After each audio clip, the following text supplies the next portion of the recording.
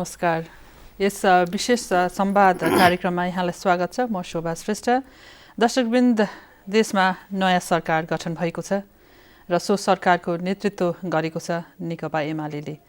सोही सरकारमा प्रतिनिधित्व गर्नुहुने एमालेका सचिव गोकर्ण बिष्ट, जो पूर्व ऊर्जा मन्त्री भएर पनि निकै प्रख्याति उहाँले हासिल गर्नुभएको थियो नेपाली जनतामाझ लोडसेडिङको समस्या घटाएर। उहाँ हाम्रो स्टुडियोमा आज उपस्थित हुनुहुन्छ। सचिवज्यू, यहाँलाई हाम्रो स्टुडियोमा स्वागत छ र बधाई पनि। यहाँको पार्टीले सरकारको प्रतिनिधित्व गरेको छ। यहाँलाई हार्दिक बधाई पनि हाम्रो नेपाल टेलिभिजन परिवारका तर्फबाट। धन्यवाद। सचिवज्यू, यहाँले यो नयाँ सरकार गठन गरे लगत्तै सुन्नुभएको होला, देख्नु भएको होला, नेपाली जनताले व्यापक अपेक्षा गरेका छन् केपी ओली सरकारबाट र थुप्रै जनताका महत्त्वाकांक्षाहरू पुरा गर्नुपर्ने जिम्मेवारी यहाँको सरकारको काँधमा आएको छ र नयाँ चुनौतीहरू पनि थुप्रै छन्। कसरी लिनुभएको छ सरकारको नेतृत्वलाई र सफलतालाई कतिको यहाँले आकलन गर्नुभएको छ, कतिको सफल हुने विश्वास गर्नुभएको छ? लामो समयको प्रतीक्षापछि नेपाली जनताले नेपालको संविधान सभा मार्फत प्राप्त गरेका छन्। यो संविधान प्रभावकारी ढङ्गले कार्यान्वयन गर्नुपर्ने आवश्यकता छ। यो आफैमा चुनौतीपूर्ण छ एउटा विषय। दोस्रो, संविधान निर्माणकै प्रक्रियासँग केही असहमति जाहेर गर्दै तराई मधेसमा मधेसी समुदायले, थारू समुदायले लामो समयदेखि प्रदर्शन जारी राखेका छन्। केही मधेस केन्द्रित दलहरूका आफ्ना अडानहरू छन्, मागहरू छन्। यसलाई पनि जायज मागहरूलाई सम्बोधन गर्दै यथोचित ढङ्गले समाधान खोज्नु आवश्यक छ।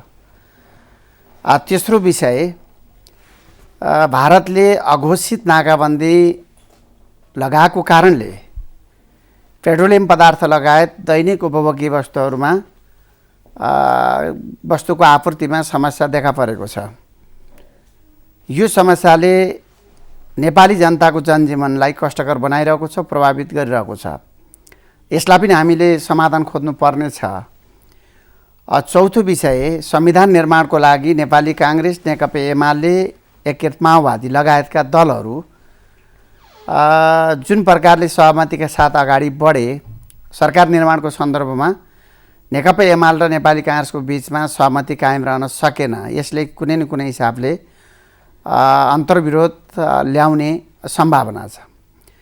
यसलाई पनि यथोचित ढङ्गले समाधान खोज्नुपर्ने छ। पाँचौँ कुरा, लामो समयदेखि नेपाली जनताले आर्थिक, सामाजिक हिसाबले समस्या भोग्दै आएका छन्। आर्थिक, सामाजिक, सांस्कृतिक क्षेत्रमा जनताका आधारभूत अधिकारलाई हामीले व्यवहारत स्थापित गर्न जरुरी छ।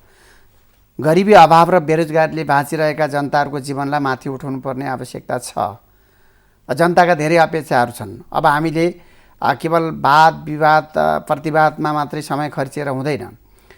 पूर्वाधार निर्माण, आर्थिक समृद्धि, जनताको जीवनलाई माथि उठाउने हिसाबले हाम्रो ध्यान केन्द्रित गर्नुपर्ने छ।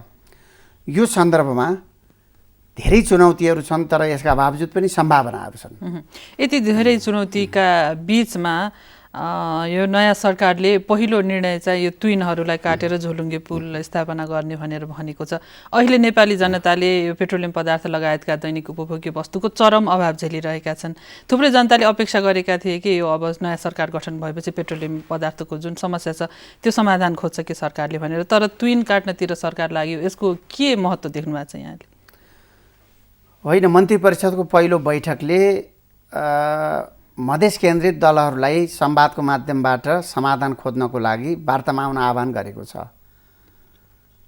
यसको तात्पर्य यो समस्याद्वारा सिर्जित अघोषित नाकाबन्दीले जुन प्रकारको नेपाली जनजीवनलाई प्रतिकूल प्रभाव पारिरहेको छ त्यसको समाधान पनि त्यहीसँगै जोडेर आउँछ र यसलाई तत्कालै ध्यान केन्द्रित गर्नु जरुरी छ।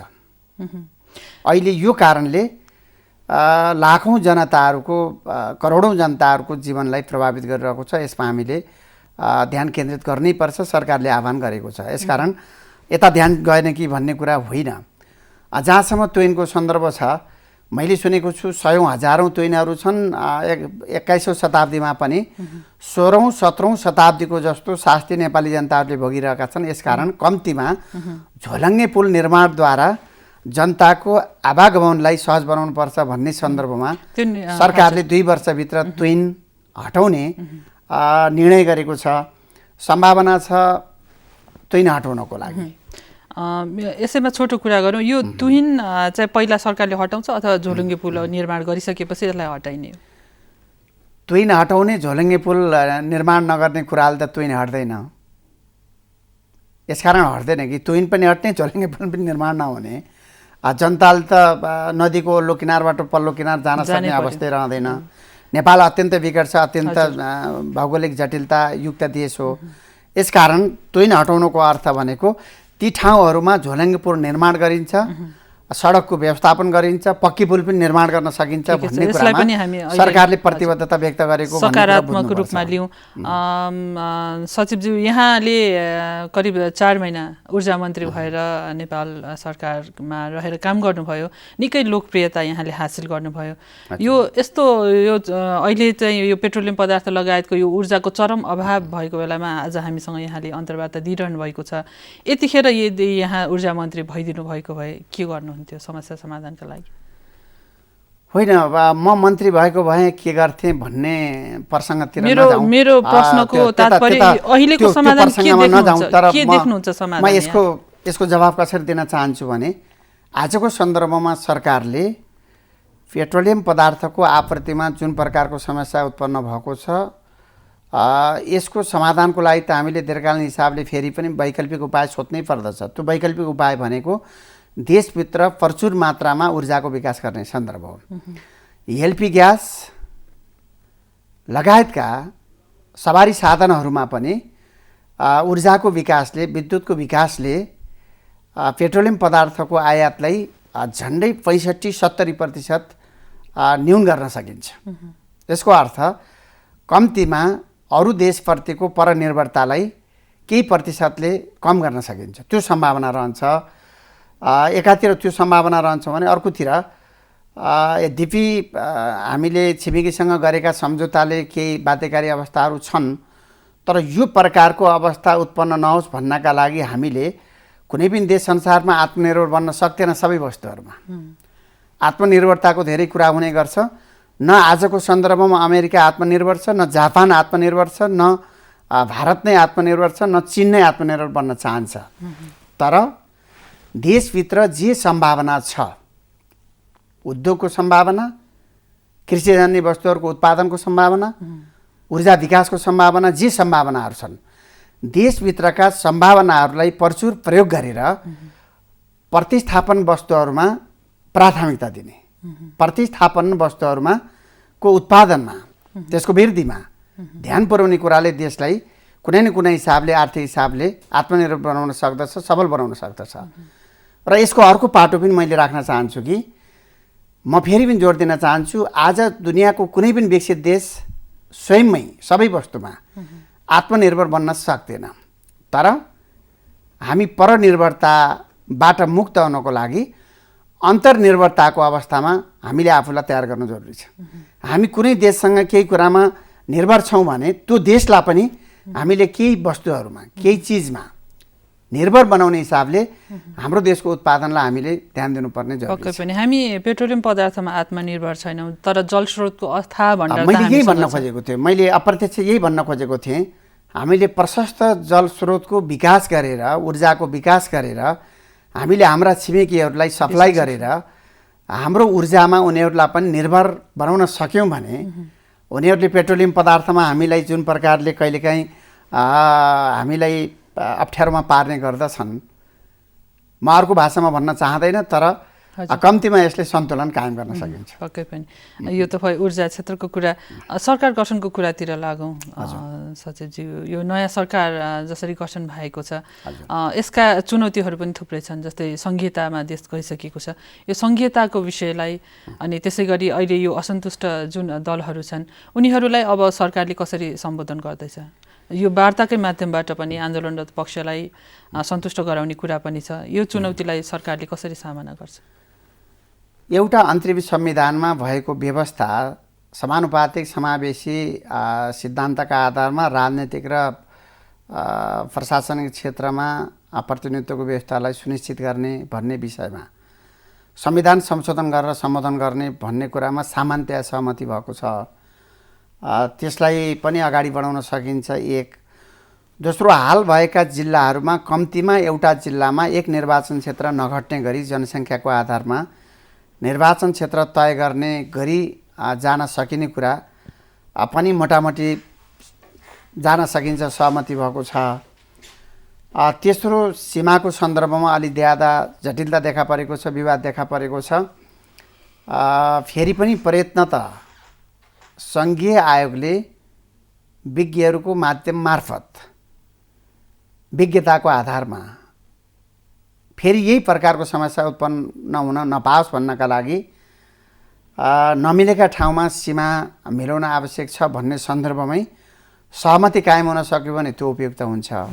म यसकारण जोड दिन खोजिरहेको छु कि कस्तो प्रदेश निर्माण गर्ने, सीमा कसरी निर्धारण गर्ने भन्ने विषय फेरि पनि विज्ञहरूको विषय थियो, भूगोलवेत्ताहरूको विषय थियो, जनसङ्ख्यावेत्ताहरूको विषय थियो, प्राकृतिक स्रोत साधनवेत्ताहरूको विषय थियो, अर्थविदहरूको विषय थियो, सङ्घीयता विज्ञहरूको विषय थियो।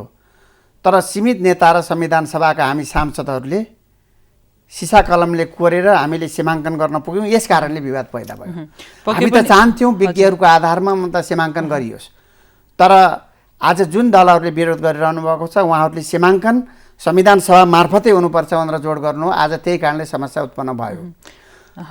यसका बावजुद पनि फेरि पनि अहिले नै मिलाउने भन्ने सन्दर्भ नै उहाँहरूले जोड दिनुहुन्छ भने म यति मात्रै भन्न चाहन्छु कि सहमतिका आधारमा जे सहमति निस्कन सक्दछ त्यो आधारमा मात्रै सीमालाई हेरफेर गर्न सकिन्छ। तर अरू हिसाबले सही ढङ्गले जान सकिने सम्भावना मैले कम देखिरहेको छु। ढिलो चाँडो यो मुद्दाहरू पनि छिनोफानो होला, तर समग्र रूपमा यो संहितामा गइसकेपछि देशले त एउटा नयाँ काँचुली फेरि यो पुरा स्वरूप नै परिवर्तन हुनेछ। यो सामाजिक आर्थिक कस्तो खालको चेन्जेस हुन सक्छ अब नेपालमा? किनभने यो धेरैवटा प्रान्तहरू अथवा सङ्घीय प्रदेशहरू भइसकेपछि देशलाई आर्थिक भार पर्छ कि भन्नेहरूको पनि अहिले कमी छैन। सामाजिक र आर्थिक रूपमा कस्तो खालको रूपान्तरण नेपालले देख्नेछ अबका दिनमा? अब फेरि पनि संहितामा गएका कैयन देशहरू पनि चरम गरिबीको अवस्थामा रहेका उदाहरणहरू पनि छन्। संहितामा नगएका कैयन देशहरू पनि चरम गरिबीको अवस्थामा रहेका उदाहरणहरू पनि छन्। अर्थात् संहितामा जाँदा वा नजाँदा गरिबी वा आर्थिक समृद्धि प्राप्त गरेका थुप्रै उदाहरणहरू छन् दुवै सन्दर्भमा। जहाँसम्म हाम्रो देशको सन्दर्भ छ, केन्द्रको अधिकारलाई प्रदेश र स्थानीय तहमा चाहे त्यो राजनीतिक अधिकार होस्, चाहे त्यो कानुनी अधिकार होस्, चाहे त्यो प्रशासनिक अधिकार होस्, आधारभूत तहमा विन्यास गर्ने काम भएको छ। इतिहासमा यो एक प्रकारले जनताले नजिकको सरकार मार्फत आफूलाई शासन गर्ने अधिकार प्राप्त गरेका छन्, यो ऐतिहासिक छ। तर यसलाई कसरी हामी सुशासन दिन सक्दछौँ त्यो महत्त्वपूर्ण विषय हो। जबसम्म देशमा प्राकृतिक स्रोत साधनको सही उपयोग, प्राप्त मानवीय संसाधनको सही परिचालन, देशभित्रका सम्भावनाहरूको सही ढङ्गले उपयोग गर्ने परिपाटीलाई हामी स्थापित गर्न सक्दैनौँ, तबसम्म संहितामा जाँदैमा रातारात कायापलट हुने, जनताको आर्थिक सामाजिक रूपान्तरण हुने अवस्था रहँदैन। प्रदेश बीचका स्रोत साधन उपयोगमा हुने विवादहरू, प्रदेश र केन्द्र वा प्रदेश र स्थानीय निकाय बीचका विवादहरूले पनि केही जटिलता उत्पन्न हुन सक्दछ। यसकारण संहितामा हामी जाँदैछौँ, तर यसको प्रभावकारी कार्यान्वयन, सहज कार्यान्वयनमा हामीले अत्यन्तै सावधानीपूर्वक ध्यान दिनुपर्ने आवश्यकता छ। अवश्य पनि अर्को चुनौती पनि छ नि यहाँको सरकार समक्ष, जस्तै यो छिमेकी मुलुकहरूसँग सन्तुलन बनाइराख्ने भनेर उत्तर र दक्षिणतिर। त्यसमा यहाँको सरकारले के गर्न सक्छ? अब यो दक्षिणलाई र उत्तरलाई समान रूपमा सन्तुलित राखेर यो जुन समस्याहरू उत्पन्न भएका छन् तिनलाई कसरी सम्बोधन गर्ला? हामी दुवै छिमेकीहरूसँग सन्तुलनकारी पञ्चशीलका आधारमा हामी समानताका आधारमा सम्बन्ध स्थापित गर्न चाहन्छौँ र हामीले फेरि पनि कहीँ कतै असमझदारी रहेका अवस्थामा हामीले हाम्रो देशको राष्ट्रिय स्वार्थ र जनताको हितलाई मध्यनजर राख्दै देशको स्वार्थलाई हामीले प्रमुखता दिँदै कूटनैतिक र राजनीतिक प्रयत्नद्वारा समस्याको समाधान खोज्नको लागि हामी प्रयत्न गर्छौँ। हामी अरू कुनै पनि देशको आन्तरिक मामिलामा हस्तक्षेप गर्दैनौँ, आन्तरिक मामिलामा चासो राख्दैनौँ, आन्तरिक मामिलामा हामीले सरोकार राख्दैनौँ, असहयोग गर्दैनौँ। सानो देशले पनि कसैको मामिलामा सरोकार राख्न सक्दछ, तर हामी कुनै पनि छिमेकीमाथि असहयोग गर्दैनौँ, हामी सद्भाव नै राख्छौँ र हामीले पनि त्यही अपेक्षा राख्न चाहन्छौँ कि हाम्रा छिमेकीहरूले पनि असल छिमेकीको हैसियतले हामीसँग सम्बन्धलाई प्रगाढ गराउनु जरुरी छ। पारस्परिक समानता, सद्भाव, सहयोगको आधारमा सम्बन्धको विकास गर्ने गरी हामीले कूटनैतिक प्रयत्न र राजनीतिक प्रयत्नलाई प्रभावकारी ढङ्गले अगाडि बढाउनेछौँ। एकपल्ट यो नयाँ सरकारको जुन स्वरूप छ त्यतातर्फ जाउँ। यो जुन गठबन्धन सरकार छ अहिले भर्खरै गठित, यसको चरित्रलाई कसरी लिनु भएको छ? यो विभिन्न खालका दलहरू मिसेर आएका छन्, तिनका आफ्नै सिद्धान्त होलान्, ती सबैलाई समेटेर सरकार कसरी अगाडि बढ्छ जस्तो लाग्छ यहाँलाई? अब यो संयुक्त सरकार भनेको जहिलेसुकै पनि यसको स्वरूप क्वान्टिकै स्वरूप हुने गर्दछ। सरकारको नीति कार्यक्रम पनि सबैका बेग्ला बेग्ली मान्यता, अडान, दृष्टिकोणहरू बीचको सम्झौता हो, सहमति हो। यसका बावजुद पनि नेपालको संविधानले समावेशी समानुपातिक सिद्धान्तलाई आत्मसात गरेको छ। समाजवादका आधारहरू निर्माण गर्ने प्रतिबद्धतालाई व्यक्त गरेको छ। यो सन्दर्भमा आर्थिक, सामाजिक, सांस्कृतिक हिसाबले पछि परेका जनताको जीवनलाई माथि उठाउने गरी स्रोत साधनको विन्यास आधारभूत तहमा लक्षित गर्ने गरी, केन्द्रित गर्ने गरी, गरिबी, अभाव र बेरोजगारीलाई हटाउन, सामाजिक र आर्थिक समृद्धि प्राप्त गर्ने गरी नै नीति कार्यक्रम केन्द्रित हुनु पर्दछ। सरकारको त्यो नीति कार्यक्रमलाई पुरा गर्नको लागि, सरकारले बनाउने रोडम्यापलाई पुरा गर्नको लागि सरकारमा सम्मिलित सबै पार्टीहरू, सबै मन्त्रीहरूले त्यही प्रकारको भूमिका निर्वाह गर्नुपर्दछ। बेग्ला बेग्लै मान्यता, अडानहरू आफ्नो ठाउँमा रहन्छन् पार्टीका घोषणापत्रहरूमा, तर आजको आवश्यकता जनताको जीवनलाई माथि उठाउने हो, देशका समस्यालाई समाधान खोज्ने हो, मित्र देशहरूसँग, अन्तर्राष्ट्रिय समुदायसँग सम्बन्धलाई सुधार्ने, सुमधुर बनाउने र आन्तरिक एकतालाई बलियो बनाएर, चाहे पार्टी पार्टी बीचको एकता, चाहे जाति, जनजाति, भाषाभाषी, धर्म, संस्कृति र भौगोलिक विविधतामा आधारित जनताको मनोविज्ञानलाई, सद्भावलाई खदिलो बनाएर होस्। आन्तरिक एकतालाई बलियो बनाउँदै देशको समृद्धिलाई माथि उठाउनको लागि यो सरकारले भूमिका खेल्नु पर्दछ। संविधानको प्रभावकारी कार्यान्वयन गर्नको लागि यो सरकारले भूमिका खेल्नु पर्दछ। 300 भन्दा बेसी कानुनहरू निर्माण र परिमार्जन गर्नुपर्ने आवश्यकता छ। त्यसलाई जति विलम्ब गर्यो त्यति नै संविधानको कार्यान्वयन हुन सक्दैन। संविधान आएको छ, तर त्यसमा के लेखेको छ भने 3 वर्षभित्र आवश्यक कानुन निर्माण गरेर संविधानको प्रभावकारी कार्यान्वयन गरिनेछ भनेको छ। ती सबै कामको लागि यो सरकारले रकेट गतिमा काम गर्नु जरुरी छ। यदि पुराना सरकारको जस्तै कार्यशैलीका साथ यो सरकार अगाडि बढ्यो भने आजको आवश्यकता, आजको चुनौती, आजको सन्दर्भ र जनताको अपेक्षालाई पुरा गर्न सकिँदैन, आत्मसात गर्न सकिँदैन। यसकारण म अपेक्षा गरेको छु कि यो सरकारले नयाँ उचाइबाट ती सबै कुराहरूलाई पुरा गर्नेछ। सानो रूपमा यो मन्त्रीमण्डल गठन भएको छ, यसले विस्तारित रूप कहिलेसम्म पाउला? सम्भवतः अब आजै पनि विभिन्न पार्टीका शीर्ष नेताहरूको बिचमा मन्त्रालय विभाजन, कति कति मन्त्रालय कुन कुन पार्टीको जिम्मामा राख्ने भन्ने विषयको टुङ्गो लाग्ने पनि सम्भावना छ। छिटै टुङ्गो लाग्ला मैले सुनेको छु। अब केही दिनभित्रै सरकारले पूर्णता प्राप्त गर्नेछ र सरकारले धेरै कामहरूलाई प्रभावकारी ढङ्गले अगाडि बढाउँछ भन्ने मैले बुझेको छु, मैले सुनेको छु। यसकारण मेरो विचारमा छिटै यो विषय टुङ्गो लाग्छ। आशा गरौँ यो विषय छिटै टुङ्गो लाग्नेछ र सरकारले पूर्णता पाउनेछ र यहाँको दलले जुन प्रतिनिधित्व गरेको छ सरकारको, त्यसको पूर्ण सफलताको हामी कामना गर्दछौँ। धन्यवाद। स्टुडियोसम्म आइदिनु हो। दाइ, यहाँलाई सचिवज्यू, यहाँलाई फेरि पनि धन्यवाद दिँदै आजको यो कार्यक्रमको समय सकिएको छ र अर्को हप्ता अर्को विषय लिएर हामी पुनः उपस्थित हुनेछौँ। आजका लागि पनि यो समय यति नै। मलाई पनि बिदा दिनुहोस्। नमस्ते।